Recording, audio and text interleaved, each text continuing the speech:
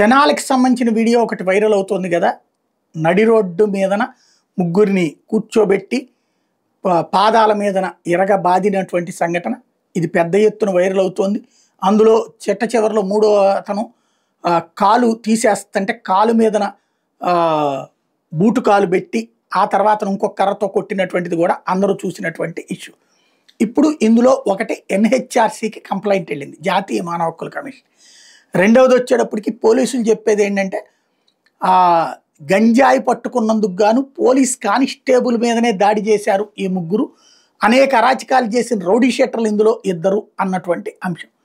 అయితే దీన్ని రివర్స్లో తీసుకొచ్చింది, తెర మీదకి తీసుకొచ్చింది వైఎస్ఆర్ కాంగ్రెస్ పార్టీ. సాక్షి ప్రొజెక్ట్ చేసుకొచ్చింది దళిత మైనారిటీలు అన్నటువంటి పాయింట్ని టచ్ చేసింది. అంబేద్కర్ మహనీయుడు రాసిన రాజ్యాంగాన్ని కాలరాసి రెడ్ బుక్ రాజ్యాంగం రాక్షసత్వాన్ని ఆచరణలో చూపిస్తూ పట్టపగలే ఆటవిక పాలనకు అచ్చమైన ప్రతిరూపంలో కూటమి ఏడాది దాష్టిక పాలనలో దమనకాండకు అద్దం పడుతూ దళిత మైనారిటీ బడుగు యువకులపై పోలీసులాంటి కర్కశత్వం చూపింది.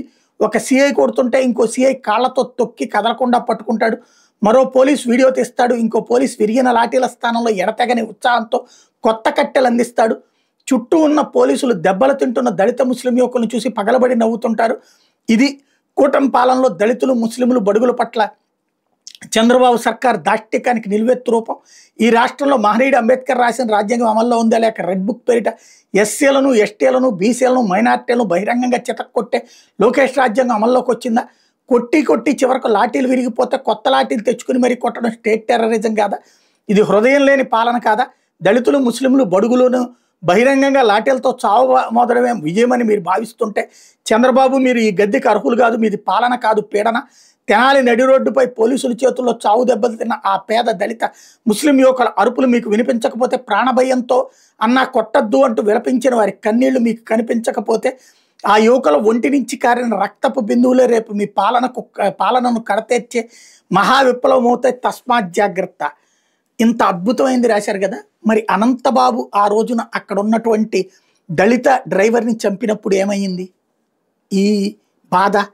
అదే అనంతబాబు బయటకు వచ్చి భారీ ఊరేగింపు చేసినప్పుడు ఏమైంది?